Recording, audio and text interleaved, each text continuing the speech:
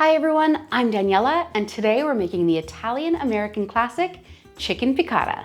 We'll start by finely chopping our onion. To finely chop your onion, slice it in half and peel off the skin. Then make slices horizontally into the onion. Slice down in a sunburst pattern on the top of the onion. Then in very small strips, slice vertically down your onion. We only need about a quarter of this large onion, around 40 grams. It's important to ensure our onion pieces are roughly the same size so that they cook evenly and distribute throughout the sauce. Now we're going to finely chop about a quarter cup of parsley. You want to use the flat leaf parsley for this recipe. I like to just roll it up in a bunch and then run my knife through it a few times. We'll set that aside to finish our dish. And to complete our garnish, cut a few slices of lemon.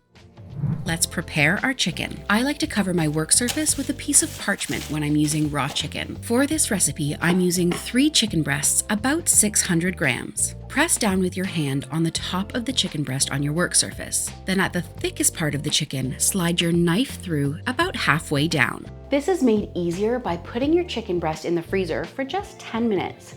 It firms up the breast and allows you to slice through a lot more evenly. Towards the end of the chicken breast, I like to lift the top half and slice through while I'm holding it in my hand, so that there's no risk of cutting my hand at all. You should have 2 perfect pieces of butterflied chicken breast. To ensure they cook really quickly, we're going to smash our chicken pieces quite thin. So place them onto your work surface and cover them with another piece of parchment or wax paper. You could also do this in a Ziploc bag. Then with whatever you like to smash your chicken out with, I'm using this very heavy rolling pin, but you could use the bottom of a pan or even a bottle of wine. Smash your chicken down so that it's even and thin. Be sure not to smash too hard and make sure to continue checking on your chicken so that you don't rip through the breast and create holes. Let's bread our chicken. So to my flour dredge, about 4 tablespoons or 30 grams of flour, I'm going to add in about half a teaspoon, 2 grams of salt, a few cracks of freshly ground pepper, and some freshly grated parmigiano reggiano cheese, about 3 tablespoons or 20 grams. The cheese adds both flavor and color to the chicken. Stir that all up to combine and we'll start dredging our chicken. You can make this recipe gluten-free by substituting the flour for corn flour or cornstarch. Place a piece of your chicken into your seasoned flour and I like to press it down with my fork.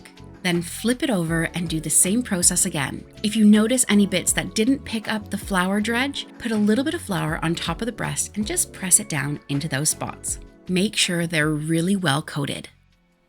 To a sauté pan, add about 3 tablespoons or 40 grams of olive oil. Turn your heat on to high. Add in about 1 tablespoon, 15 grams of butter. Once everything is melted and bubbly, you're ready to add your chicken pieces to your pan. I like to do this in shifts so that we don't overcrowd the chicken and everything gets nicely browned. Cook your chicken for about 4 minutes on the first side until you've noticed it's gone golden brown. Then flip it over and cook it for another 2 to 3 minutes until it's cooked through. They won't take long because we've pounded them so thin. Once they're done, remove your chicken from the pan and set them aside for now while we create our sauce. My chicken has absorbed quite a bit of that oil, so I'm just going to add in another tablespoon or so.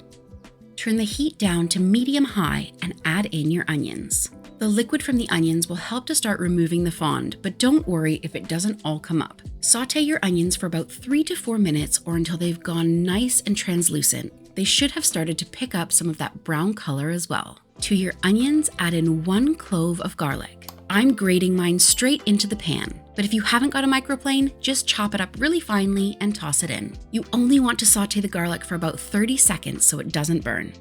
Then add in about 2/3 of a cup, 160 milliliters of a nice Italian white wine. I'm using a Pinot Grigio. The alcohol does cook out of this recipe. However, if you don't want to use white wine, you can just use chicken stock in its place. You can see the fond is really lifting up off of the bottom and coloring that wine. We're going to let this simmer and thicken to cook out the alcohol and intensify the flavors.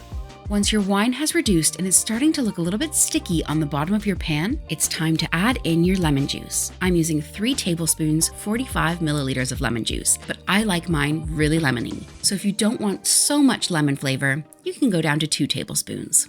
Add in 3 tablespoons, 60 grams of capers. I'm using the capers in brine, but if you're using salted capers, be sure to give them a rinse first. And finally, add in 2 tablespoons, 30 grams of butter. This will help emulsify the sauce so that you get a really nice creamy finish. Once your sauce is emulsified and thick, add your chicken back in.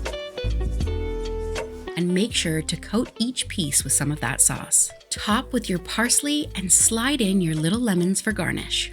And you're ready to enjoy. Buon appetito! If you're looking for a more traditional Italian dish, why not try my cotolette di melanzane? Thank you so much for watching, and I'll see you next time.